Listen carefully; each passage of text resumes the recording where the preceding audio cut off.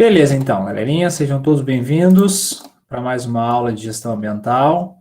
Pessoal, o nosso assunto da aula de hoje, tá, será resíduos sólidos, tá?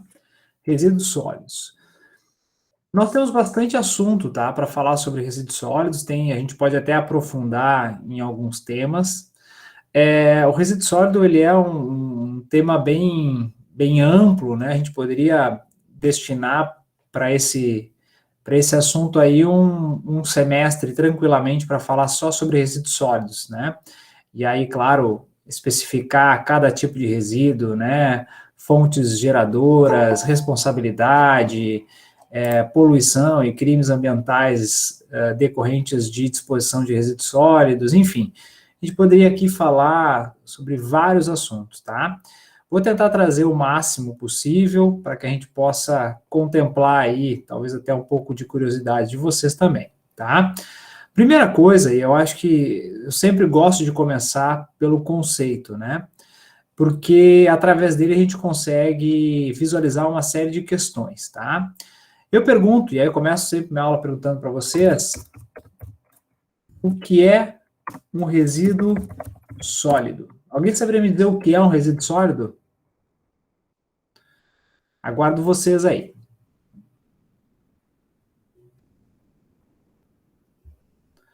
O que é um resíduo sólido na opinião de vocês?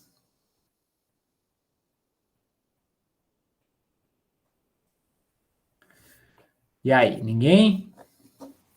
Aquele que não é natural, né, professor? Que não pode ser usado como compostagem. Isso?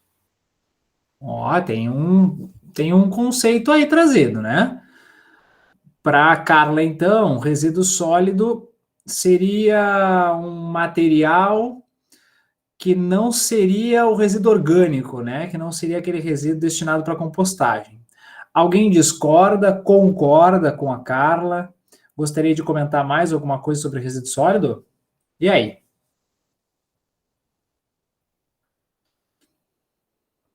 Não gostariam de comentar nada? Tudo certo? Então tá, o silêncio acredito que seja tudo certo, né? Pessoal, vou fazer uma outra pergunta então para vocês. Qual a diferença entre resíduo e lixo? Qual a diferença entre resíduo e lixo?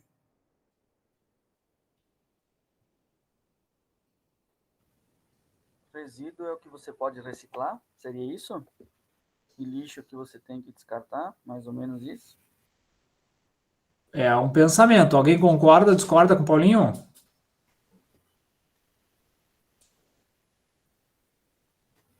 A Jéssica concorda com o Paulo. Concordo.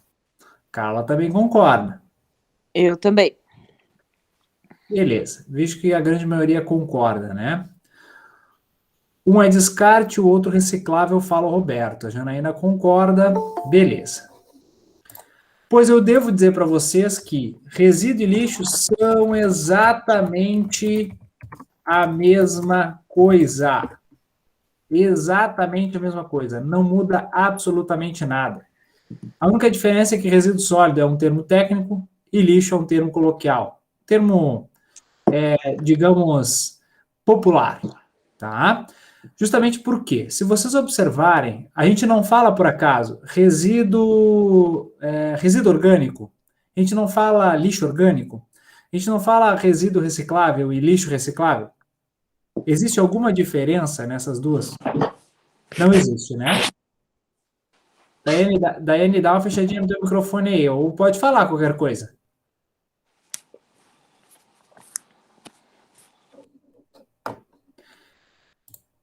Pessoal, então, seguindo, é exatamente a mesma coisa, tá? O conceito de resíduo e lixo não muda. Agora, eu tenho que perguntar para vocês a diferença ou a semelhança entre resíduo e rejeito. Agora, a gente pode ter algum tipo de diferença?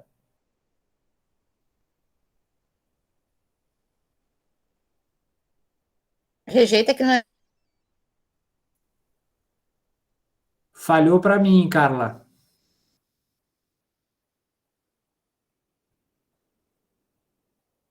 O Carlos coloca, agora sim, pelo visto agora tem diferença.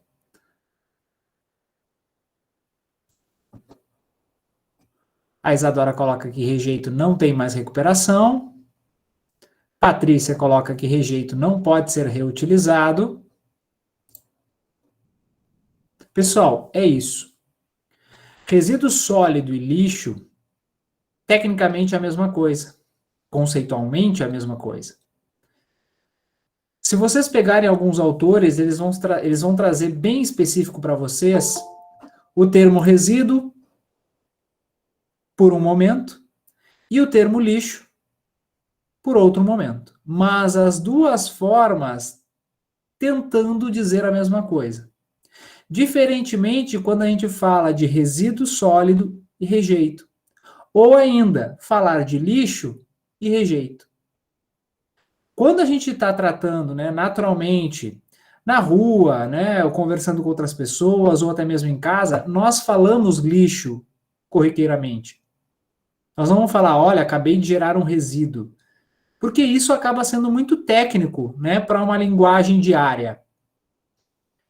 Agora, para a diferença entre aquilo que se pode reaproveitar, reutilizar, reciclar, reprocessar e dar outro tipo de destino ambientalmente adequado, que é o resíduo, é diferente do rejeito. O rejeito é aquele resíduo sólido que não possui viabilidade técnica ou econômica para o seu reaproveitamento, reprocessamento, reciclagem, reutilização, etc, etc, etc. A única solução para o rejeito é a disposição final ambientalmente adequada. Ou seja, a colocação, né, a disposição em aterro sanitário, ou aterro industrial, ou aterro controlado, como vocês queiram. Certo? Então aqui a gente tem a primeira diferença e uma diferença importante, porque isso vai servir para nós entendermos um pouco sobre a Política Nacional de Resíduos Sólidos. A Política Nacional de Resíduos Sólidos é uma lei de 2010, a Lei 12.305 de 2010, certo? Nós vamos ver ela agora. E aí vocês vão ver o conceito de resíduos e vocês não vão encontrar dentro da Política Nacional um conceito de lixo, porque o resíduo é o lixo, tá certo? Então vamos lá, vou apresentar minha tela para vocês aqui e nós vamos começar pela Política Nacional, tá? Vocês já devem estar olhando aí a minha tela, tá? E eu começo aqui, ó, diretamente pelos conceitos. Isso aqui está no artigo 3º desta lei.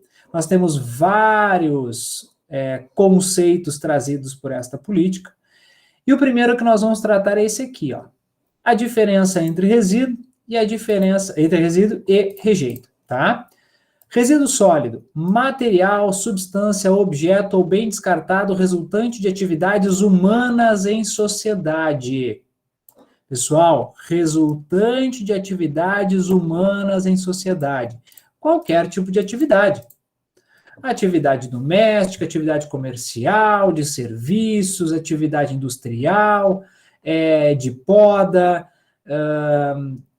de portos, aeroportos, de serviço de saúde, de construção civil, ou seja, são resultados de atividades humanas em sociedade. Tá? E aí diz o seguinte, ó, cuja destinação final se procede, propõe proceder ou se está obrigado a proceder nos estados sólido e semissólido. Pessoal, aqui a gente está falando do estado da matéria. Estado sólido não deixa dúvida para nós, tá? É algo sólido. Por exemplo, uma garrafa PET, um móvel, enfim, tudo aquilo que a gente possa tocar e sentir, né, a dureza daquele material. Tá? Então, é isso que ele está falando aqui. Agora, estado semissólido, pessoal, é aquele que nós temos uma certa quantidade de umidade presente no material. Vamos a um exemplo. Lodo de estação de tratamento de efluentes, lodo de estação de tratamento de água, lodo de fossa séptica. Esses lodos possuem uma grande quantidade de umidade. possuem uma característica às vezes mais pastosa. Este material, ele também é considerado um resíduo sólido e dessa forma deve ser gerenciado como um resíduo sólido, certo? Ele não é um efluente, ele não é um gás, por óbvio, tá? Ele é um resíduo sólido no estado semissólido, tá certo? Portanto, ele está incluído na obrigatoriedade de gerenciamento como resíduo. Ainda, nós temos os gases contidos em recipientes. Pessoal, parece loucura falar isso, mas imaginem vocês que nós temos lá um material que muitas vezes nós acabamos usando, né? Seja na nossa casa, nas indústrias, né? Nós temos aqui, às vezes, aqueles sprays, né? Então, tem alguns gases dentro de recipientes que, para o seu descarte, eles devem ser gerenciados como um resíduo sólido, tá? Então, esses gases também estão dentro desse conceito. Ainda, líquidos cujas particularidades tornem inviável o seu lançamento na rede pública de esgotos ou em corpos de água. Pessoal, simples a gente observar. Nós temos, é claro que ele não é bem líquido, mas, por exemplo, óleo de cozinha, líquido de laboratório que contém alguns contaminantes e não podem ser lançados na rede pública de esgoto. Então, por exemplo, lá no campo se fazem experimentos nas aulas de química, né, nos laboratórios, se utilizam os laboratórios, e ali vão se usar alguns reagentes, né, que após a sua utilização não podem ser descartados, e aí eles têm que ser armazenados em um vidro, né, em um recipiente adequado, e serem gerenciados como resíduos sólidos. Eles não podem ser lançados na rede pública devido às suas características. Portanto, vejam que às vezes a gente fala que resíduo sólido é um material somente o sólido, mas não. A gente pode incluir aí semissólido, a gente pode incluir gases em recipientes, a gente pode incluir líquidos que não podem ser lançados em rede pública. Tá? Então vejam que a gente aqui está tratando de estado da matéria. Tá? Ou ainda, então, exijam para isso soluções técnica ou economicamente inviáveis em face, né, da melhor tecnologia disponível. Então, pessoal, aqui a gente tem o primeiro conceito que nós devemos observar, o resíduo sólido. E eu vou, depois, quando nós falarmos de gerenciamento dos resíduos sólidos, eu vou mostrar para vocês uma planilha de gerenciamento, e vocês vão ver que ali a gente vai ter resíduos, né, que possuem diferentes estados da matéria e devem ser colocados nessa planilha de gerenciamento, tá? Então, isso é importante. E aí, a gente vê a diferença para rejeitos. Vejam, não deixa de ser um resíduo sólido, só que não existe possibilidade de tratamento ou recuperação, que seja tecnológico ou técnico, né, disponível, que não tem uma tecnologia ou uma técnica disponível, ou ainda que é economicamente inviável. Ou seja, não apresenta qualquer outra possibilidade a não ser a disposição final ambientalmente adequada. E essa última parte aqui, ó, é importante. Ambientalmente adequada significa dizer que este rejeito não pode ser colocado, não pode ser disposto em lixões. Por que não pode ser disposto em lixões? Porque lixão não é ambientalmente adequado. Não é à toa que, quando surge essa lei, a 12.305 de 2010, ela tem também como um dos seus objetivos a extinção dos lixões num prazo de 4 anos. Isso lá em 2010. É claro que não conseguimos atingir essa meta e nós ainda estamos lutando para atingir a meta da extinção dos lixões. Por uma questão realmente, muitas vezes técnica em alguns locais, muitas vezes econômica, financeira, tá? Então tem muitos motivos, justificativas de não atingir a meta da extinção dos lixões. Mas essa disposição final que eu digo aqui é a disposição final em aterro. Por quê? Porque no aterro sanitário nós temos características de proteção ambiental. É uma obra de engenharia com proteção de solo, com captação de churume, com resíduo compactado, com controle de entrada, com colocação dos resíduos em camadas e cobertos por uma camada de terra, de solo, de argila, captação de gases. Nada disso tem no lixão. Então, aqui também a gente tem um outro ponto importante, tá? E uma coisa que também a gente precisa notar, que disposição final é diferente de destinação final. Disposição final é diferente de destinação final. Vejam o que diz aqui, ó. Na nossa própria política nacional, ele traz a diferença disso. Tá aqui, ó. Destinação final e disposição final. É como se a gente estivesse pegando o seguinte, ó. Destinação final é algo mais global e a disposição final está dentro dessa destinação final. Vejam o que diz. Destinação final ambientalmente adequada é reutilizar, reciclar, realizar a compostagem, recuperar, aproveitar a parte energética dos resíduos, além de outro tipo de destinação autorizado por órgão ambiental, por exemplo. Lembra que na aula passada nós vimos a composição do SISNAMA, do Sistema Nacional do Meio Ambiente, e nós vimos que dentro desse Sistema Nacional nós temos os órgãos ambientais, o IBAMA, o ICMBio, os órgãos estaduais, os órgãos municipais. Então, se esses órgãos, né, ao autorizarem uma determinada atividade, admitirem um outro tipo de destinação final, além desses aqui que estão descritos, como a reutilização, reciclagem e compostagem, é possível que uma determinada organização realize esse tipo de destinação final, certo? E entre esses tipos de destinação final está, melhor dizendo, né, a disposição final. Então, é uma das formas de destinação, é a colocação dos resíduos, é a disposição dos resíduos em aterros. Vejam o que diz. Disposição final é a distribuição ordenada de rejeitos. É aquilo que não possui viabilidade tecnológica, técnica ou econômica para o seu reaproveitamento, para o seu tratamento. E onde é que ele deve ser colocado? Em aterros. Observando o quê? Por isso que ele é ambientalmente adequado, observando as normas operacionais específicas, de modo a evitar danos ou riscos à saúde pública e à segurança, e a minimizar os impactos ambientais adversos. Então, aqui nós temos destinação final como se fosse algo geral, e a disposição final dentro do conceito de destinação final. Tá certo? Então, aqui a gente está vendo conceitos importantes.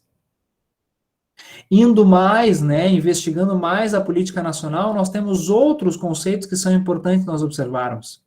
E eu vou começar por um. Eu vou começar pela logística reversa, que está aqui. Logística reversa é um instrumento de desenvolvimento econômico e social, caracterizado por um conjunto de ações, procedimentos e meios destinados a viabilizar a coleta e a restituição dos resíduos sólidos ao setor empresarial, para o reaproveitamento em seu ciclo ou em outros ciclos, ou ainda uma outra destinação final ambientalmente adequada. Alguém está falando comigo, certo? Oi, Carla, pode falar. Então, o aterro, ele tem toda uma logística, então, diferente do que tinha antes os lixões, né, professor? Eu não sei se a palavra seria logística, Carla, mas ele é completamente diferente, tá? Se nós pegarmos duas imagens, tá? Deixa eu até procurar aqui uma imagem e mostrar. no próprio Google mesmo, vocês vão ver uma boa diferença. E aqui eu acho que cabe também a gente observar que muitas vezes na mídia, né, nos locais onde vai falar algum tipo de notícia, às vezes eles confundem, né, o receptor da notícia, né, nós que estamos assistindo, né, o noticiário muitas vezes, eles falam lixão querendo falar em aterro, ou falam aterro querendo falar lixão, né, e aí a gente fica confuso numa questão técnica. É claro que eles não têm, né, a obrigatoriedade de saber, né, todas as questões técnicas, mas para passar a informação correta deveriam saber. Deixa eu mostrar aqui, apresentar minha tela para mostrar para vocês a diferença, né, visual. Aí a gente tem outras questões, né, como eu comentei para vocês, que é uma questão realmente de engenharia, tá? Veja que aqui, ó, eu tenho uma imagem de um lixão. Essa aqui é uma imagem bem boa, tá, para mostrar, olha só. Vocês vejam que tem os resíduos sendo colocados, né? E é claro que aqui não dá para ver o solo, né? Mas veja que aqui a gente tem os resíduos sendo colocados de forma não compactada, não há uma segregação dos resíduos, ou seja, eles são colocados todos juntos dentro de um único local, né? Não existe essa proteção do solo, essa proteção do meio ambiente, não há nenhum controle de entrada, basta ver as pessoas catando os resíduos dentro do lixão. Nós temos animais que se alimentam dos resíduos ali presentes. Nós temos vetores, né, animais vetores de doenças que acabam percorrendo nesses locais e acabam, claro, disseminando doenças para a população de uma maneira geral. Nós não temos nenhuma forma de captação de gases ou do churume, né, da própria decomposição desse material. Então, aqui a gente tem um exemplo claro, né, de um lixão. Se vocês quiserem assistir um documentário muito interessante, o documentário tenta falar aterro de gramacho, mas ele quer falar lixão de gramacho, tá? E aí aqui é mais uma questão também conceitual. Procurem no YouTube, tem bastante lá. Bastante documentário. É documentário Lixo Extraordinário, tá? É uma matéria muito interessante, fala sobre, né, a extinção, o fechamento do lixão, deste lixão de gramacho, que eles chamam de aterro de gramacho. E aí começa a falar da história, né, das pessoas que vivem daquele resíduo. Então, é um documentário muito interessante. Tem os documentários mais curtos e tem o mais longo, que eu acho que é de 1h e tanto, 1h40, por aí. Tá? Mas é um documentário muito interessante, sugiro vocês assistirem, que eu acho que vem ao encontro desse nosso assunto aqui. Tá? Aqui, ó, tem uma outra imagem que mostra claramente, né? Veja que não há nenhuma segregação, né? Chega o caminhão de lixo, né, da forma como o coletor, e descarta os resíduos no lixão, e as pessoas ali vão coletar o seu material, né, para questão de seu sustento, né, sua alimentação. Muitas vezes eles catam, né, dentro do próprio lixo o seu próprio alimento. Então, esse aqui é uma imagem de lixão. O aterro sanitário, ele é diferente. Olha aqui uma imagem muito clara para nós do que é um aterro. Veja que a gente já tem uma diferença visual gritante, né? Aqui a gente tem uma característica de construção, onde nós temos, aqui me parece que eles estão fazendo uma camada, né? Tem o resíduo aqui embaixo, já compactado e colocado. Aqui tem uma camada de terra, argila por cima, e certamente eles já estão fazendo uma outra camada, deve ser para a questão de captação de churume e outras questões. E quando a gente vai encerrando, né, esses degraus de resíduos, vai sendo colocada uma vegetação, ó, tá? Para que, digamos, proteja, né, o ambiente, e que no momento do encerramento desse aterro, a gente tenha um aspecto visual mais adequado. Nesta parte aqui, ó, me parece ser a estação de tratamento do churume. Então, o chorume é captado, é levado para uma estação de tratamento desse efluente, e aí, então, ele é tratado ali. Aqui a gente não consegue ver alguma questão de captação de gases, tá?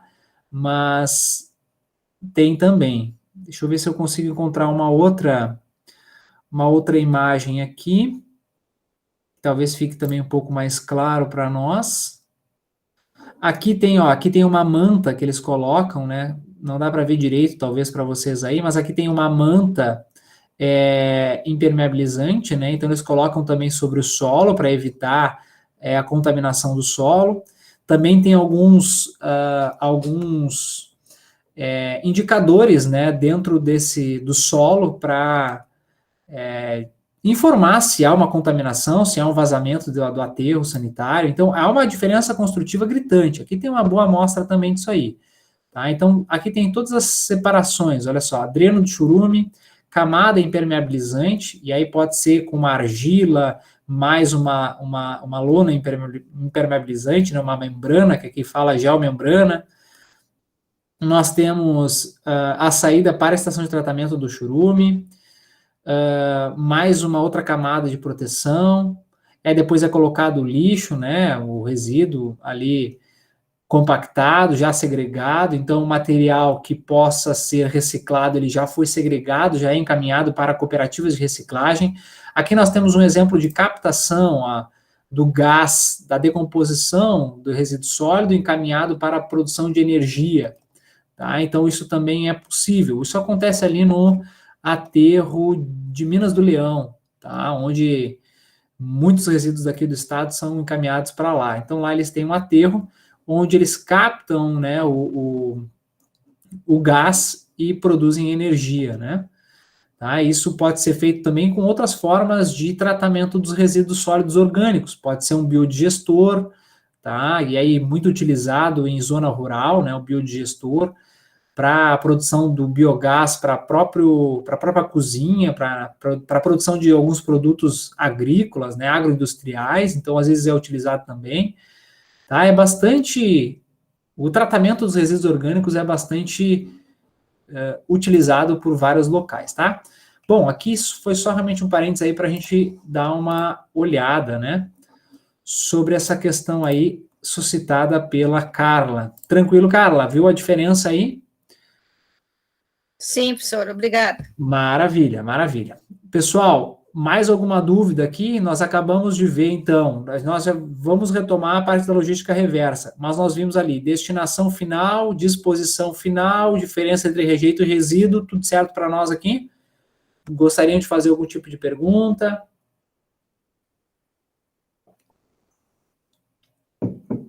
Tudo certo? Maravilha. Maravilha. Qualquer coisa vocês me chamem também, tá? Vamos lá, vamos retomar aqui na nossa política nacional. Show de bola. Vamos lá.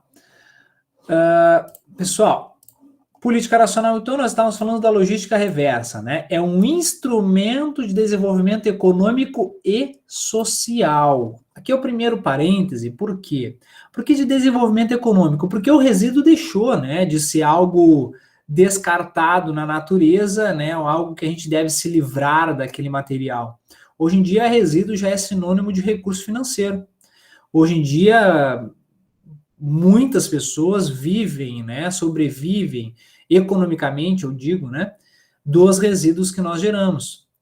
Nós já temos hoje, parece que uma ideia melhor formada, embora a gente ainda está caminhando, né, a passos lentos, para que a gente tenha de fato uma logística reversa adequada, para que a gente tenha um tratamento adequado dos resíduos que são gerados, né? Ainda a gente encaminha muito resíduo que tem, né, um valor econômico, ainda a gente descarta ele em aterro sanitário. Então, a gente vê países, claro, desenvolvidos, né, com tecnologias mais avançadas que já conseguem fazer um reaproveitamento, né, um tratamento de diversos resíduos eletrônicos, outros resíduos perigosos, eles conseguem ainda inertizar estes resíduos através de queimas adequadas, né, controladas, né, incineração de determinados resíduos. Então, eles conseguem aí viabilizar essas formas de tratamento. Então, ele é de desenvolvimento econômico justamente porque ele faz com que o resíduo retorne ao processo produtivo, em forma de uma matéria-prima, em forma de o próprio produto, né, que possa ser reutilizado na formação do material. Ele pode ser reprocessado em outros processos produtivos, em outros ciclos produtivos. Ou seja, ele é sinônimo de desenvolvimento econômico. Tá? Muitas vezes a gente consegue aí, né, dependendo, claro, do setor produtivo, se consegue economizar muito em termos de matéria-prima quando a gente consegue viabilizar o retorno desse material. Além de que a gente, digamos, favorece, né, a questão da sustentabilidade ambiental. A gente não necessita mais tanto a retirada de matéria-prima bruta da natureza para a produção dos bens. Então, por isso que a gente fala que é desenvolvimento econômico. Desenvolvimento social, né, ou a questão social vinculada aos resíduos, é quando a gente tem a inserção, né, das pessoas dentro desse ciclo de logística reversa. Os catadores, as cooperativas de reciclagem, né, as cooperativas que fazem a segregação do resíduo, né, para acabar destinando isso adequadamente de volta ao setor produtivo. Então, aqui sim o desenvolvimento social. As pessoas acabam tendo emprego, acabam tendo renda, e nisso elas são inseridas dentro do contexto social. Elas não ficam à margem da sociedade, né? Elas têm ali um papel social dentro da sociedade, né, muito importante. Além de, claro, dar uma destinação adequada para o nosso resíduo, eles ainda promovem uma adequação da limpeza urbana, colaboram com o poder público em termos de gerenciamento do resíduo urbano. Então, eles têm sim uma participação social, um caráter social relevante. Tá? Então, esse que é o objetivo da logística reversa. Tá? E aí, claro, o conjunto de ações, procedimentos e meios destinados a viabilizar a restituição do resíduo ao setor produtivo, é só a gente pensar a palavra, né, digamos, a expressão logística reversa. Logística, vocês devem entender por uma questão de processos gerenciais, vocês devem saber que logística é o caminho, né, que nós temos do produto até o consumidor final, né, do processo produtivo, da produção até o consumidor final. Isso é logística. Quando a gente fala de logística reversa, em alguns lugares vocês vão encontrar como logística inversa, é o caminho contrário, né? É o caminho do pós-consumo. Então, pega-se ali o resíduo no pós-consumo, consumidor, faz o retorno ao comerciante, do comerciante a gente faz o retorno ao distribuidor, do distribuidor ao importador, caso ele exista, e aí, então, ao retorno ao processo produtivo. Isso é o que nós chamamos de logística reversa. É fazer o sentido inverso da logística, que nós temos, que nós conhecemos naturalmente, né, no nosso dia a dia de consumo. Tá? Esse é o sentido da logística reversa. E através dele, nós temos um outro conceito. Nós temos o conceito de responsabilidade compartilhada pelo ciclo de vida dos resíduos. Tá? E quando a gente fala de responsabilidade compartilhada, a gente está falando isso aqui, ó. Conjunto de atribuições individualizadas e encadeadas. Pessoal, paramos aqui. Quando a gente fala que responsabilidade compartilhada é um conjunto de atribuições individualizadas, significa que cada indivíduo da cadeia de logística reversa, da cadeia de logística de uma maneira geral, cada um desses indivíduos, dessas partes desta cadeia, possuem responsabilidades. E para a gente dizer que essa responsabilidade é encadeada, significa dizer que um depende do outro para efetivar um instrumento que é a logística reversa. E aí cada um desses atores dessa logística reversa, juntos, encadeados, possuem suas responsabilidades. Tá? E aí ele fala, responsabilidade então dos fabricantes, importadores, distribuidores, comerciantes, consumidores e titulares dos serviços públicos de limpeza urbana e de manejo de resíduos sólidos. O que são esses? O poder público, ou uma empresa que responde pelo poder público. Muitas vezes acontece isso, né? Por exemplo, aqui na região, ou pelo menos na Feliz, né? Não sei se em outras regiões também, nós temos a empresa Iungs, que faz aí o recolhimento dos resíduos. Até não sei se ela se é ainda a Iungs, mas acredito que sim. Então, quer dizer, ela é esse serviço público de limpeza urbana, porque ela é contratada pelo poder público para realizar o manejo, né, a retirada, né, o recolhimento dos resíduos sólidos e encaminhar eles para locais ambientalmente adequados, certo? Então, aqui a gente está falando de responsabilidade compartilhada. Todos possuem responsabilidade. E aí, cabe aqui alguns asteriscos, algumas observações a serem feitas. Tanto para a logística reversa, como para a responsabilidade compartilhada. Quando a gente tem uma logística reversa instituída, implantada, digamos assim, numa questão pública, numa questão de gerenciamento de resíduos, para um determinado setor produtivo, como, por exemplo, lâmpada fluorescente, pilhas e baterias, né, ou baterias veiculares, óleos lubrificantes e assim vai, cabe a gente observar que nós, como consumidores, a gente é obrigado a devolver o material pós-consumo, por exemplo, pilhas que a gente consome em casa, em alguns locais ainda a gente tem consumo de lâmpadas fluorescentes, dependendo do tipo, por exemplo, fiz uma obra na minha casa, comprei tinta, se essa tinta é a base de solvente, por exemplo, né? Agora a gente já tem a mudança para a base de água, mas vamos supor que ainda nós temos aí a base de solvente. Então, tudo isso deve ser destinado de maneira adequada, ou seja, retornar para o comerciante. Aquele que me vendeu tem obrigatoriedade de receber. E da mesma forma, o comerciante vai, então, devolver ao distribuidor e fazer aquele caminho inverso. Só que aí nós temos, talvez, uma ineficácia, né, desses processos de logística reversa. Uma, claro, por responsabilidade dos próprios consumidores, né, que muitas vezes não descartam isso de maneira adequada, colocam no lixo comum aqueles resíduos que deveriam ser colocados para a logística reversa, e aí nós vamos ver quais são, e como que isso é instituído. E muitas vezes os comerciantes também se recusam a receber por uma questão de que não consegue dar o retorno adequado ao distribuidor, né, ou enfim, fazer a logística reversa, por talvez uma falta de estrutura que se tem desse sistema, né? E aí acaba a gente não tendo uma eficácia, né, uma efetividade desse sistema de logística reversa. Entre outros fatores, tá?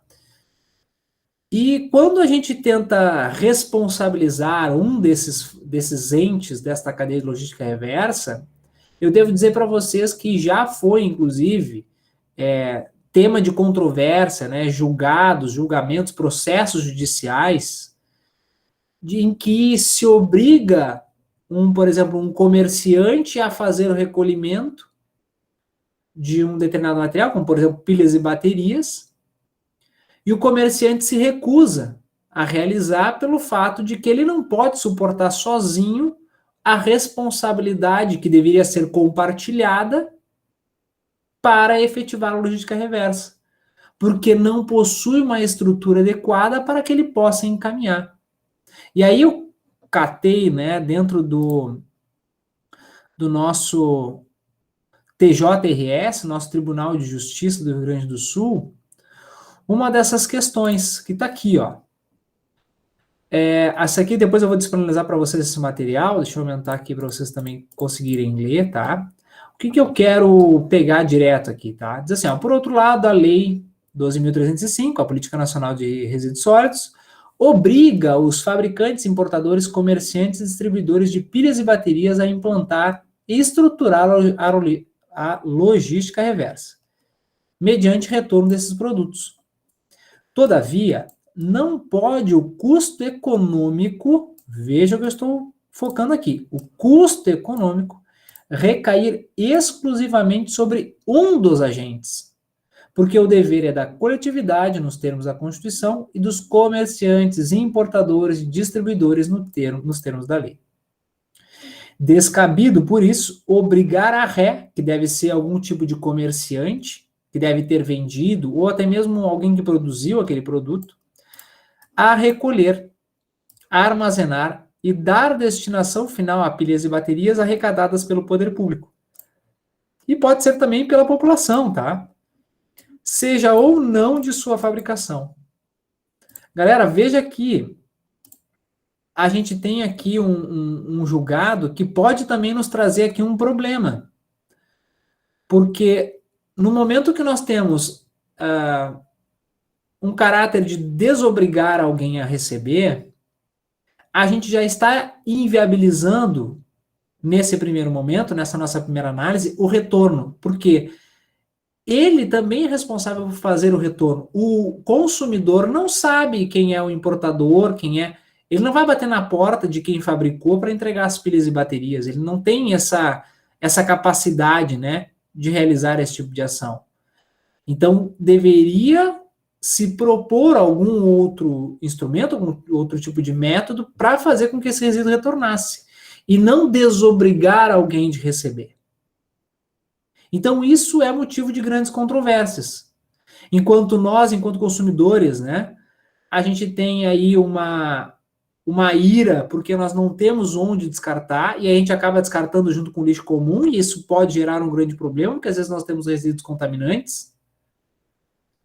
E, ao mesmo tempo, não se pode obrigar um único ente desta cadeia a suportar o ônus da logística reversa.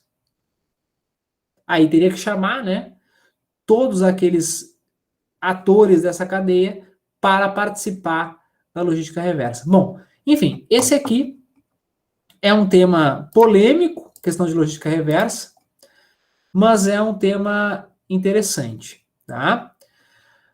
Focando ainda na parte de logística reversa, como é que a gente efetiva dentro de um setor produtivo este instrumento? Através de acordos setoriais. Acordo setorial nada mais é do que um contrato entre o poder público e aquele setor produtivo.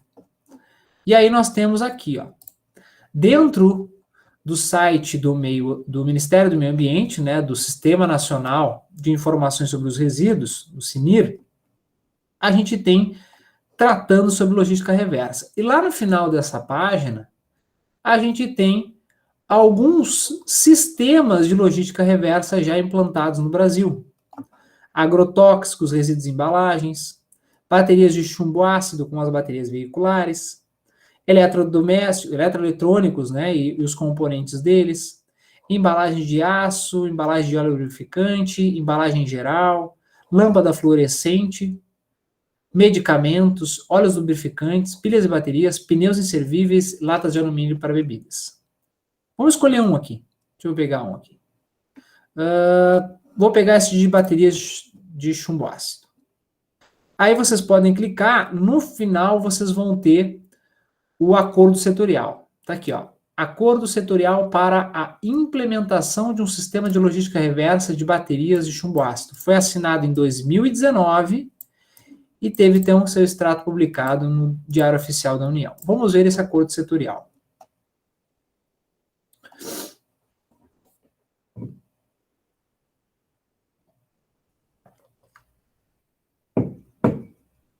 Abriu. Pessoal, acordo setorial. Quem é que faz parte do acordo setorial, então? De um lado, nós temos o poder público, no caso, o Ministério do Meio Ambiente, através do seu ministro, ministra, enfim, dependendo da ocasião. Representantes dos fabricantes. Quem é que é o representante dos fabricantes? A associação. Veja, não tem como colocar todos os fabricantes dentro do acordo setorial. Não tem como colocar todos os importadores, todos os distribuidores e todos os comerciantes. O que se faz? Se chama as associações, se chama os conselhos, né, daquele setor produtivo para fazer parte desse acordo setorial. E aí, então, né, se estabelece as partes, né, ó, replicadoras, distribuidoras e comerciantes, ó, Associação Nacional de 5 Peças do Brasil e por aí vai. Tá? Tem outras aqui. E aí vai falando do que se trata. Tá? Então, logística reversa dessas baterias, das definições, então ele diz o que são as baterias, quem é que faz parte, assim vai. Obrigações de cada um, fala da questão de quando não ocorre ou quando uma dessas partes não está cumprindo com as obrigações, né? Qual é o tipo de sanção, se é que ela existe. Então, aqui dentro deste acordo setorial tem todos os termos deste contrato. certo? E através disso se efetiva a logística reversa. E através deste instrumento, deveria se obrigar as instituições participantes a executarem a logística reversa. Deveria ser aí o poder público através de ações de fiscalização, deveria, muitas vezes o próprio Ministério Público intervém nessas questões, né, para poder solucionar algumas controvérsias. Então, esse aqui é um instrumento importante que dá efetividade, ou que busca dar efetividade ao sistema de logística reversa de diversos setores, tá? Bom, dito isso, galerinha, alguma questão aqui?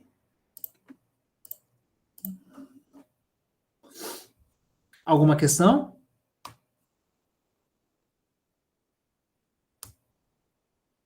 Beleza?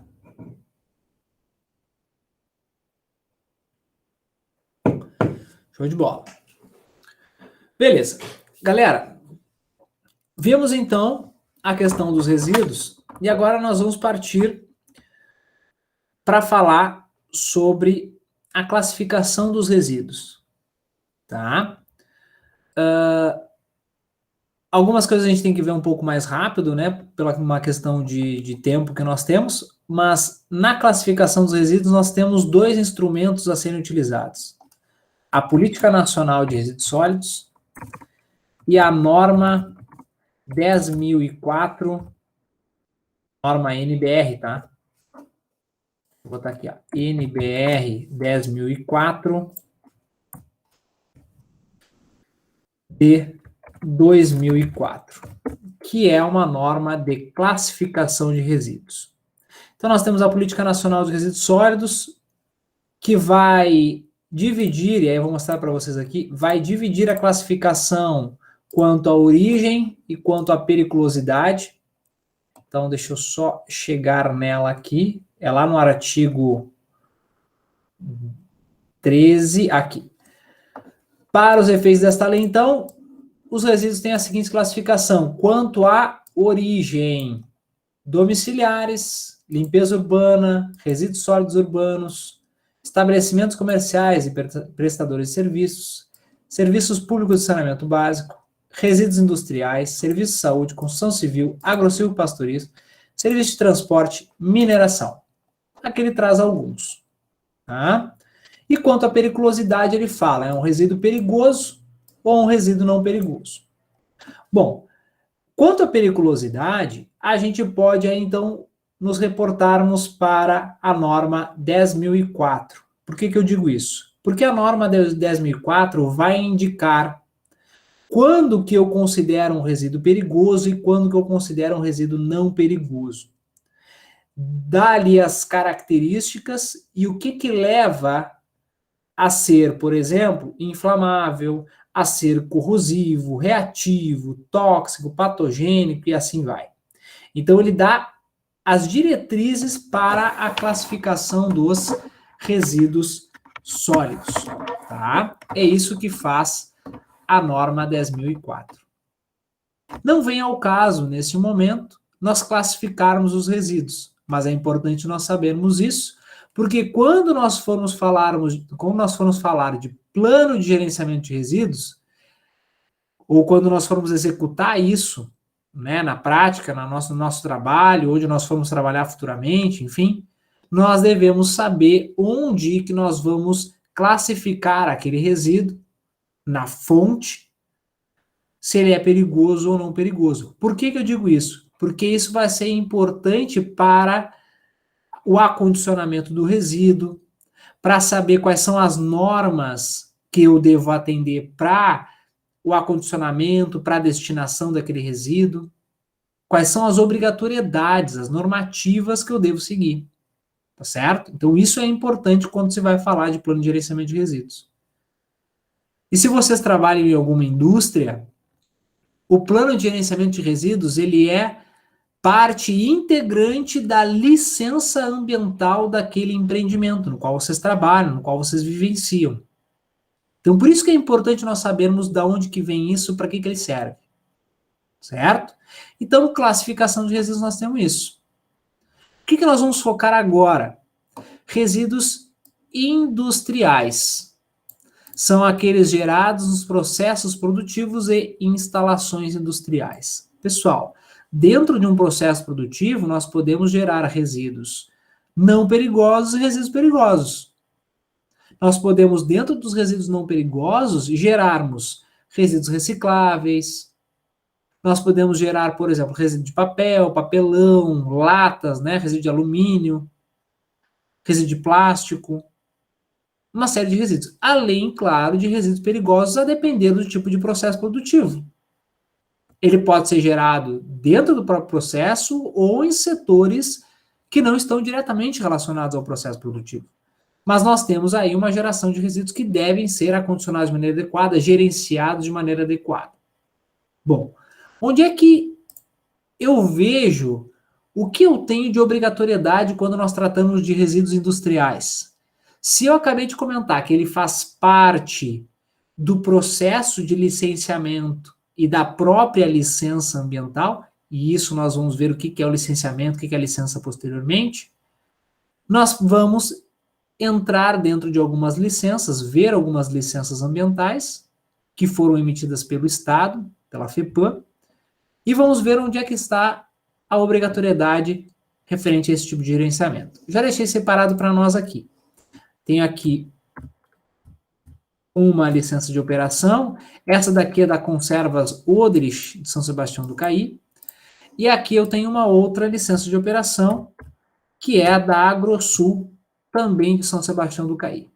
Tá? Eu peguei essas duas por serem duas empresas de grande porte, consideradas de grande porte, e aí nós temos mais características que podemos observar. Tá? Claro que nós temos licenças de empreendimentos menores, né? Só que aí a gente não tem tantas características vinculadas ao empreendimento. Então, esses aqui são exemplos bons da gente tratar, tá? Vamos começar por aqui, ó. Nessa licença da Agrosul, e aí não se preocupem com relação à parte de publicizar esse tipo de documento, porque ele está disponível dentro do site da FEPAM, para quem quiser consultar, tá? Depois, quando nós chegarmos na parte de licenciamento, vocês vão ver como é que a gente busca, né, esse documento dentro do sistema, tá? Mas, por enquanto, vamos ver diretamente a parte de resíduos. E aí vocês vão ver que tem as condicionantes, né, as obrigatoriedades que devem ser seguidas, quanto uma série de questões. E nós chegamos na parte de resíduos sólidos. Vejam aqui. Quanto aos resíduos sólidos, a empresa deve segregar, identificar, classificar, acondicionar os resíduos sólidos gerados para armazenagem provisória na área do empreendimento, observado as normas de armazenamento e normas técnicas de segurança, em conformidade com o tipo de resíduo, até a posterior destinação final dos mesmos para local devidamente licenciado. Vocês estão vendo aqui como é importante a gente identificar se o resíduo é perigoso ou não perigoso, porque a depender desse tipo de resíduo, da classificação dos resíduos, são diferentes formas de acondicionar esse resíduo, tá certo? Então aqui é uma obrigatoriedade, vejam, deverão ser segregados, e segregados na fonte, não é segregados depois. Eu misturar todos eles num local de acondicionamento e depois segregar, não. Eles já devem ser acondicionados de forma segregada, para que um resíduo não contamine o outro. E isso é importante. Falar em resíduo não contaminar o outro, depois nós vamos comentar brevemente, mais para o final da nossa aula, sobre o momento de pandemia e os resíduos sólidos associados, tá? Mas vamos seguir aqui. Ainda diz o seguinte, olha só, deverá ser preenchida e enviada à FEPAM trimestralmente. Isso aqui é uma obrigatoriedade, isso aqui é uma condicionante da licença. Não atendido isso, a gente pode ter implicações quanto à licença do empreendimento. E ele fala, ó, nos meses de janeiro, abril, julho e outubro, via digital, a planilha de geração de resíduos sólidos para a totalidade dos resíduos sólidos. E aí, claro, vai preencher a planilha de forma online e vai enviar. Tá? Depois, essa planilha nós vamos ver em seguida, tá? Que é a planilha referente ao gerenciamento de resíduos. Deverá ser mantido à disposição da fiscalização da FEPAM o plano de gerenciamento de resíduos sólidos. Nós vamos ver a questão do plano de gerenciamento dentro da política nacional. O que ela traz como itens desse plano de gerenciamento? Atualizado, acompanhado da respectiva ART, do profissional responsável pela sua atualização. Ainda, vamos mais.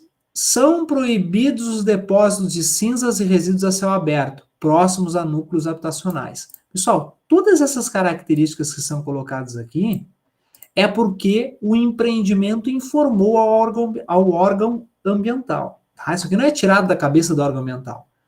Nós temos uma série de informações que são direcionadas ao órgão ambiental e, através delas, o órgão ambiental vai estabelecer as condições, restrições, limites e formas de atendimento. Tá? Deverá ser verificado o licenciamento das empresas ou centrais para as quais esses resíduos estão sendo encaminhados e atentado para o seu cumprimento. A responsabilidade pela destinação adequada é da fonte geradora, independente da contratação de serviços de terceiros. Pessoal, abre um parêntese enorme aí para a gente falar sobre isso aqui. Imaginem vocês o seguinte: eu, de boa fé, contrato uma empresa terceirizada para fazer o recolhimento do meu resíduo e destinar esse resíduo de maneira adequada. De boa fé, eu vejo o documento, né, a licença daquele terceirizado, dessa empresa, né, que vai recolher e vai destinar o meu resíduo, ou seja, verifico que está adequado, está ok, e encaminho os meus resíduos por essa empresa. Só que essa empresa acaba descartando os meus resíduos em local inadequado, cometendo ali uma infração ambiental ou até mesmo um crime ambiental. Aí a pergunta que fica é: de quem é a responsabilidade sobre aquele dano ocorrido, sobre aquela disposição inadequada? Aí, os mais brabos e gostando de ter um debate, eles falam: é do cara que descartou inadequadamente. E aqueles mais conscientes vão dizer: a responsabilidade é dos dois, de quem descartou irregularmente e de quem gerou o resíduo. Ah, professor, mas não vão conseguir identificar quem é a fonte geradora. As investigações podem levar a isso. Ou seja, é feita uma perícia no local. Se é feito flagrante delito, né? Ou seja, aquela pessoa está descartando naquele momento, há, claro, a informação de onde veio, porque aí tu tem o transportador ali. Então tu consegue identificar a fonte geradora. Teve recentemente, né, algumas notícias veiculadas aí na mídia que encontraram medicamentos, né, e frascos de medicamentos colocados lá num terreno baldio. Agora não lembro que cidade era. Identificaram, né, o rótulo, a identificação dos remédios, né, das embalagens, e viram que vinha de uma clínica tal, de um hospital tal. Então, não conseguindo saber quem é que descartou o resíduo ali, quem é que é responsabilizado? O hospital, a clínica, aquele que se conseguiu identificar como fonte geradora. Aí pergunto: não se conseguiu identificar quem dispôs, né, em local inadequado, a fonte geradora. E agora? Quem é responsabilizado? Digo para vocês, já houve situações em que a responsabilidade recaiu sobre o poder público, qual seja o município, a prefeitura municipal. Por qual motivo? Por não efetivar a conscientização dos geradores de resíduos quanto ao gerenciamento adequado. Alguém, pessoal, vai ser responsabilizado. Seja o poder público, seja a fonte geradora, seja o cara que destinou inadequadamente, ou sejam todos eles ao mesmo tempo. Porque, lembrando, a responsabilidade é compartilhada e cada um, claro, vai responder sobre aquilo que possui como grau de responsabilidade, né? A penalidade não é igual para todos, cada um responde no nível da sua responsabilidade, tá? Mas todos podem responder. Então isso aqui é muito importante. Eu tenho que sempre investigar, verificar, auditar as empresas no qual prestam serviço para mim. E isso tem a ver com a questão de resíduos sólidos também, para evitar qualquer tipo de problema. Deve ser mantido, então, à disposição da fiscalização da FEPAM comprovante de venda dos resíduos sólidos que forem vendidos. Então, por exemplo, vendi uma sucata. Eu tenho que ter o comprovante da venda. Para onde é que foi? É proibida a queima a céu aberto. Galera, queima a céu aberto é considerado crime ambiental. Tá? Deverá ser verificado fornecedores de serragem para outros resíduos de serraria, caso estes materiais sejam utilizados como combustíveis. Portanto, vamos supor que eu tenho uma caldeira na minha organização, na minha empresa, e eu pego serragem, resíduo de serraria de algum local. Para que eu faça isso, aquela empresa que gerou o resíduo, que vai ser fonte energética para mim, tem que ter licença. E por aí vai. Galera, MTR, Manifesto de Transporte de Resíduos. Então, se eu for destinar um resíduo para algum lugar, tem que ter o MTR. Se eu for destinar um resíduo para outro estado, eu preciso informar que eu estou destinando para outro estado. As empresas de destino e recebimento desse resíduo têm que ter uma licença adequada para o recebimento disso. Entre outras questões. Aqui fala de lâmpadas inservíveis, fala de o envio dos resíduos sólidos industriais. Então tem uma série de questões aqui que fala sobre os resíduos sólidos. Olha aqui, óleo lubrificante, embalagem plástica de óleo lubrificante pós-consumo. E aí nós temos N informações. Aqui da mesma forma, conservas odres. Também não vou focar muito porque é basicamente a mesma coisa. Primeiro parágrafo igual, aqui também é igual, e uma série de outras questões são iguais, tá? Tudo com base naquilo que é gerado dentro da organização, tá? Bom, dito isso, o que nós precisamos ver? Por enquanto aqui, galera, tudo bem? Tudo certo? Deixa eu tomar uma água aqui. Estão comigo ainda ou foram ver as Olimpíadas?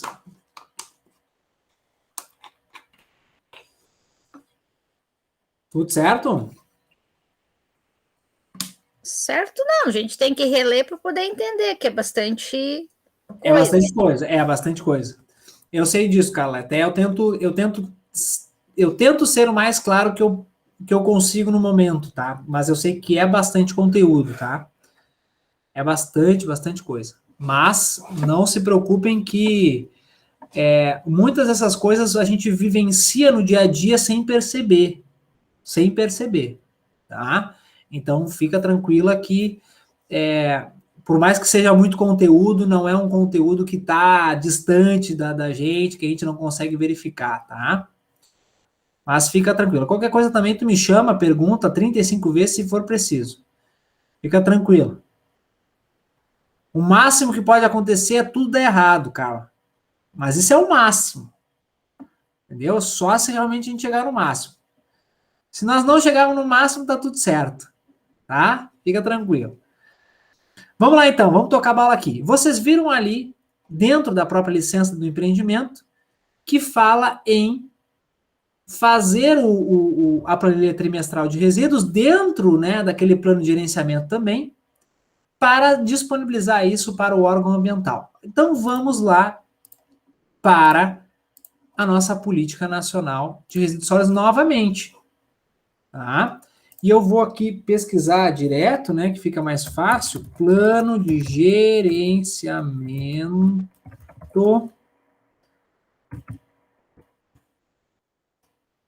de resíduos. Vou ver aqui, ó. Aqui, ó. Plano de gerenciamento de resíduos sólidos. Pessoal, quem é que está obrigado a realizar o plano de gerenciamento de resíduos? Primeiro, os geradores de resíduos sólidos previstos nas alíneas tais e tais do artigo 13. É aquela questão dos geradores, tá? Então, os geradores que estão lá na E, F, G e K são obrigados a realizar um plano de gerenciamento de resíduos. Dentro desses aqui, eu digo para vocês com clareza, está os resíduos industriais, tá certo? Ainda, os estabelecimentos comerciais de prestação de serviços que gerem resíduos perigosos, gerem resíduos que, mesmo como não perigosos, mas por sua natureza, composição ou volume, não sejam equiparados aos resíduos domiciliares pelo poder público municipal. Pessoal, imaginem que nós temos lá um comércio no centro da cidade que gera determinados resíduos. Por mais que sejam não perigosos, eles precisam apresentar plano de gerenciamento de resíduos ao órgão público, ao órgão ambiental. Inclusive, mesmo que estes estabelecimentos sejam isentos de licenciamento ambiental. Mesmo que, certo? O que vai determinar se é necessário ou não é uma análise do órgão público referente aos resíduos que são gerados naquele empreendimento. Tá certo? Então, quando a gente vê muitas vezes, né, o estabelecimento comercial descartando seus resíduos na coleta urbana, significa, teoricamente, que está permitido aquele tipo de descarte. Teoricamente, tá bom? Agora, para saber se de fato isso é concreto, a gente precisa investigar mais, tá? Então, aqui nós temos exemplo. Então, as empresas de construção civil, os responsáveis por terminais e outras instalações, como aqueles portos, aeroportos, que está escrito lá em cima, atividade agro-silvopastoril, entre outras atividades que precisam realizar o plano de gerenciamento. Conteúdo do plano de gerenciamento: a descrição do empreendimento, a atividade, diagnóstico dos resíduos sólidos gerados, contendo a origem, volume, caracterização e passivos ambientais a eles relacionados. Ainda, explicitação dos responsáveis por cada etapa do gerenciamento de resíduos. Quem é que é o responsável pela coleta, segregação, acondicionamento, contratação de empresa terceirizada, destinação, disposição ou recebimento do resíduo, e por aí vai. Todo mundo que é responsável em cada etapa desse gerenciamento deve estar explícito. Definição dos procedimentos operacionais relativos às etapas do gerenciamento de resíduos sólidos. Então, como é que vai ser realizado o gerenciamento? Como é que vai ser realizado o acondicionamento, né, o armazenamento temporário, a segregação e todas as ações referentes ao gerenciamento. Identificação das soluções consorciadas ou compartilhadas com outros geradores, em que nada impede de duas ou mais empresas se reunirem e realizarem o gerenciamento único. Nada impede dessa realização. Então, imaginem vocês um parque industrial, com diversas empresas dentro de um parque industrial. Nada impede de termos ali um plano de gerenciamento de resíduos compartilhado entre as empresas ali pertencentes. Tá? Esse é um exemplo. Aí fala de uma série de outras coisas. Tá? O que eu quero, além do plano de gerenciamento de resíduos, falar para vocês? Da planilha trimestral de resíduos. O que compõe ela? O que eu devo colocar nessa planilha? E por aí vai. Bom, pessoal, dentro do site da FEPAM, Tá? Deixa eu entrar aqui normal no site da FEPAM, e aí eu mostro o caminho direitinho para vocês. Tá? Então, por exemplo, eu entrei aqui no site da FEPAM, à nossa esquerda eu tenho lá, ó, licenciamento ambiental. E aí nós vamos na parte de resíduos e efluente industrial. Planilha de acompanhamento. Lembra que nós vimos, então, que dentro de uma licença ambiental existe a exigência de uma planilha trimestral de resíduos. Onde é que eu encontro isso, meu povo? Aqui, ó. Planilha de geração de resíduos sólidos. Isso aqui é uma planilha geral, tá? Planilha por setor industrial, e aí se a gente clicar aqui, a gente vai ter, por exemplo, ó, uma planilha do setor alimentício, bebida, beneficiamento de grãos, pedras, celulose, papel, couro, diversos, extração e essência de madeira, frigorífico, fumo, laticínio, madeira, metal mecânica, óleo, combustível e assim vai. Bom, nós vimos uma licença, nós estávamos vendo numa licença ali, de uma empresa, deixa eu ver se é frigorífico aqui, AgroSul, tá? Está aqui diz agrovícola industrial, mas eu não sei se a atividade, ela aqui diz abatedouro de aves, né? Então, vamos supor que é um frigorífico, tá? Que eu não sei se enquadra o abatedouro de aves, eu não sei se se enquadra nessa questão, tá? Mas vou botar aqui frigorífico.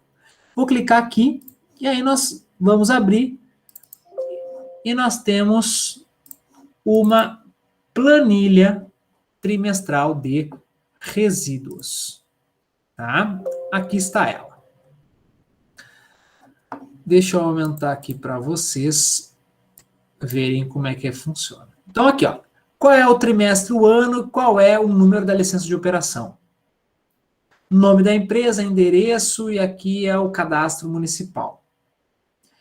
Aí tem, olha só, resíduo classe 1, que é o resíduo perigoso, e resíduo classe 2, que é o resíduo não perigoso. Classe 2 está em azul, que é o não perigoso, e o classe 1 está em vermelho. Então, aqui ele traz alguns exemplos, tá, pessoal? Alguns exemplos. Ah, professor, mas aí a minha empresa não gera esses resíduos aqui. Não tem problema, tu vai deixar em branco. Aí ele gera um outro resíduo que não está listado aqui. Nós vamos ver como é que a gente faz, e aí tu vai inserir no final da planilha. Vai colocar lá no final da planilha, resíduo fulano de tal, e assim por diante. E aí tu vai colocar, então, a quantidade gerada, pode ser em toneladas, em peças, em metros cúbicos, em quilos, enfim, como tu quiser, tá? A unidade de medida relacionada àquele resíduo.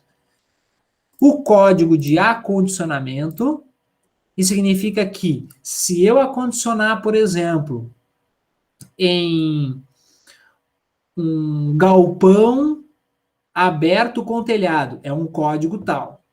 Galpão com telhado fechado, é um outro código. Internamente na empresa, sei lá, em um outro local, é um outro código. Então, para cada forma de acondicionamento, eu tenho um determinado código, e aí eu vou colocar o código aqui. Aqui fala em transporte. Transporte próprio é o P. Transporte terceirizado é o T. Então, vamos supor que eu gero lá um óleo lubrificante usado, aí eu gero 500 metros cúbicos, o código de... Vou colocar qualquer coisa aqui, tá? Sei lá, 210 é o código de acondicionamento. Eu tenho transporte terceirizado, então aqui eu deixo, ó, terceirizado. A LO do transportador, qual é a licença de operação do transporte?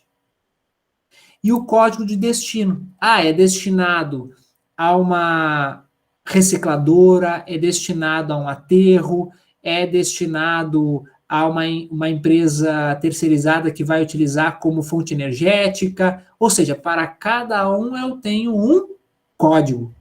E aí eu vou colocar, sei lá, código 600, 6.600, sei lá, qualquer coisa. Destino, para onde é que vai? Se vai para uma empresa, eu coloco o nome, CNPJ, endereço e por aí vai. Se é destinado à coleta do poder público, né, a coleta urbana, eu vou colocar coleta urbana. E assim por diante. Então, tudo isso aqui eu vou colocando. Então, aqui eu tenho a listagem de resíduos não perigosos, que podem ser acrescentados outros.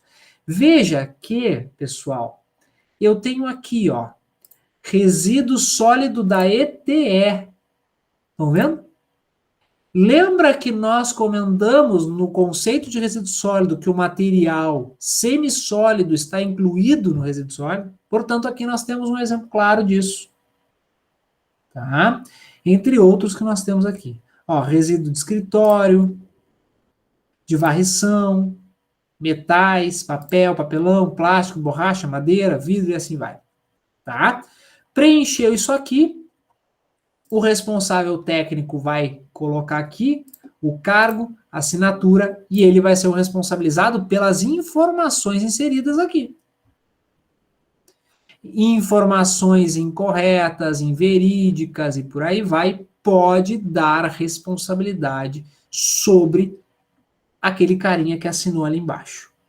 Tanto é que diz aqui, ó, declaro sob as penas da lei, a veracidade das informações aqui constantes.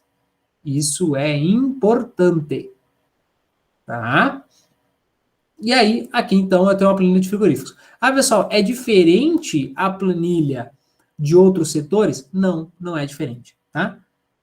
Não é diferente. Talvez até mude alguma questão aqui dentro, mas é basicamente igual. Tá? Eu baixei também para nós observarmos, a planilha trimestral do município da Feliz. Mas olha que impressionante. É exatamente igual, pessoal. Tá? Inclusive, a grande maioria dos municípios utiliza a própria planilha trimestral da FEPAM. Tá? Apenas muda ali a parte inicial e toca a ficha. Tá? É a mesma. Porque nas licenças municipais nós também temos a possibilidade da entrega da planilha trimestral de resíduos. Tá? Então aqui, pessoal, está demonstrado para vocês a planilha trimestral de resíduos. Tá? Aqui tem uma planilha com um modelo de preenchimento e outras coisas. Lembra que eu falei do código de acondicionamento e assim vai, né? Então, olha só. Tipos de acondicionamento, destinação de resíduo, tipo de resíduo sólido. Então, vamos ver aqui o tipo. Ah, não encontrei lá o tipo que eu gero. Então, aqui tem outro, ó. O código e a unidade de medida. Então, por exemplo, eu gero EVA e lá não tem. Gero PU e lá não tem. Isopor e lá não tem. E assim vai. Pneu, lã de vidro e por aí vai. Tranquilo? Olha o lodo aqui, ó. Lodo de ETE, fossa séptica. Lodo de processo. Deixa eu ver se tem mais alguma aqui. Ó, solvente. Lodo. Solo contaminado. Isso aqui é muito utilizado quando a gente tem, às vezes, uma contaminação dentro de uma empresa, dentro de uma indústria, quando nós temos um acidente com veículos transportando, por exemplo, combustível ao derramamento, então a gente tem solo contaminado. Tá? Cartucho de tinta, toner e toner de impressora, entre outras questões aqui presentes, tá? Beleza? E aí tem o código aqui, né, o itemzinho, para a questão do acondicionamento também. Se nós clicarmos aqui, tem, ó, tambor de 200 litros, a granel, caçamba, tanque, tambores, fardos, sacos plásticos, selos, silos, sem estocagem, caixas e por aí vai. Destinação do resíduo, incorporação ao solo, aterro, lixo particular, prefeitura, rede pública, queima a céu aberto, é isso que tem aqui. Quando for permitido pelo órgão ambiental, tá? Acontece muitas vezes em zonas rurais distantes de recolhimento público, por exemplo. Dependendo da situação, o órgão ambiental pode autorizar, tá? Mas aí precisa de uma autorização do órgão ambiental. E por aí vai. Tá, galera? Então aqui nós vimos a planilha trimestral e vimos o plano de gerenciamento de resíduos, que é obrigatório para muitos empreendimentos. Para a gente finalizar, eu quero mostrar para vocês uma questão aqui, tá? Vejam o que diz aqui, ó. Aqui é uma empresa, tá? Um empreendimento, que armazenou resíduo perigoso em local aberto e diretamente no solo. E aí ele fala o seguinte, ó. O delito previsto no artigo 56 da Lei de Crimes Ambientais, tá? Do mesmo diploma legal, que é a Lei de Crimes Ambientais, também está demonstrada, eis que armazenou, acondicionou, coletou produtos considerados perigosos, consistentes em equipamentos elétricos e eletrônicos, incluindo lâmpadas fluorescentes e latas de tinta, expostos diretamente no solo e a céu aberto, em desacordo com as exigências estabelecidas em leis ou nos regulamentos, conforme, olha só, a NBR 10.004, que deu a característica de perigoso para esses resíduos, e também o disposto na Política Nacional de Resíduos Sólidos. E aí, claro, se fez uma perícia e se constatou, então, que houve poluição do solo. E aí essa empresa, esse empreendimento foi condenado nesta ação aqui. Depois eu disponibilizo para vocês. E igualmente eu tenho essa última que também fala das mesmas questões, só que aqui fala em sucata de veículo automotor com vestígio de óleo lubrificante. Da mesma forma que o outro, só que aqui é outro tipo de resíduo. Tá? E aí nós temos a aplicação da Lei de Crimes Ambientais, nesse caso aqui, que não vem, nesse momento, para a nossa análise. Tá, galera? Pessoal, dúvidas, contribuições? Pergunto para vocês primeiro, de vocês comentarem algo. Alguém já conhecia essas planilhas trimestrais, plano de gerenciamento, participa de alguma parte disso dentro da empresa no qual trabalha?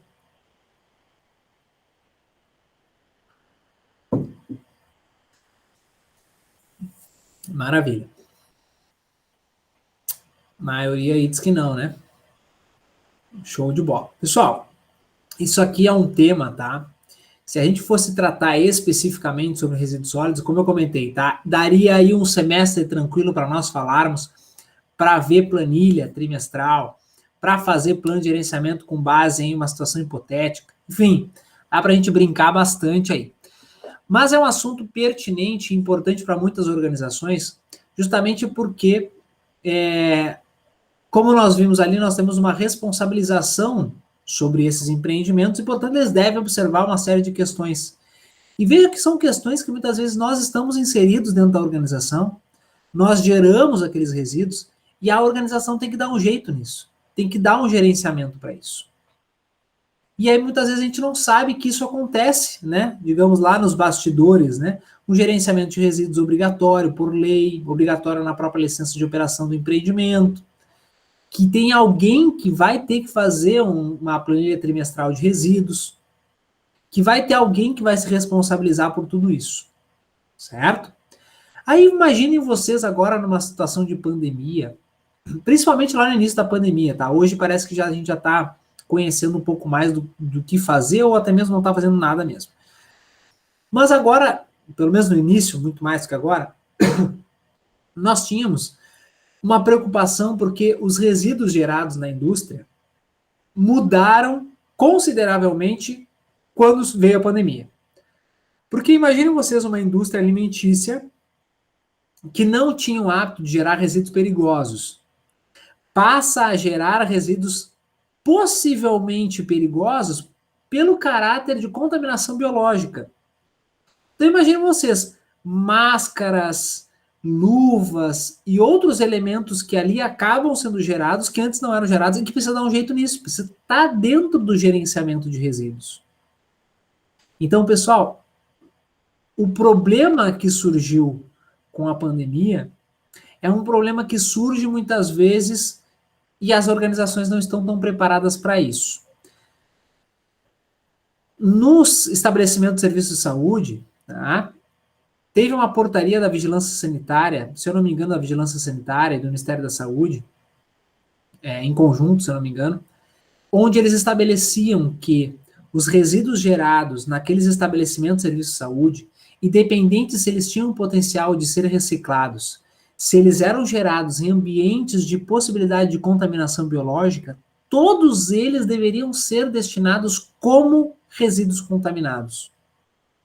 Só que isso gerava um grande problema, porque quanto mais resíduos contaminados ou potencialmente contaminados nós geramos, maior é o custo com o gerenciamento com isso. Porque a gente precisa destinar isso por uma empresa terceirizada, a gente precisa contratar alguém para fazer o recolhimento, e aí nós temos um impacto econômico e social sobre essas questões. Então, é claro que a gente veio se adaptando, ou não, né, a essa realidade, mas fica uma tarefa para vocês de começarem a observar quais são os resíduos que são gerados no departamento que vocês trabalham. Se ali vocês têm, por exemplo, resíduos que podem ser perigosos, potencialmente recicláveis.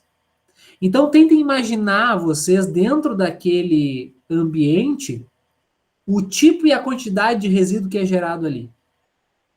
Tudo isso tem que ser gerenciado, tem que ser coordenado, segregado e viabilizado a sua destinação ambientalmente adequada, para que essa organização não seja responsabilizada por qualquer tipo de dano que possa ocorrer, ou por não atender uma exigência de uma lei, de uma licença ambiental, e por aí vai. Tá?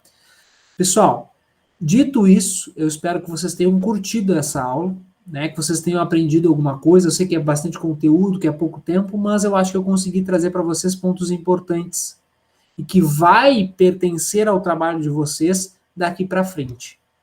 Tá certo? Então eu vou parar a minha gravação aqui. Vou parar a minha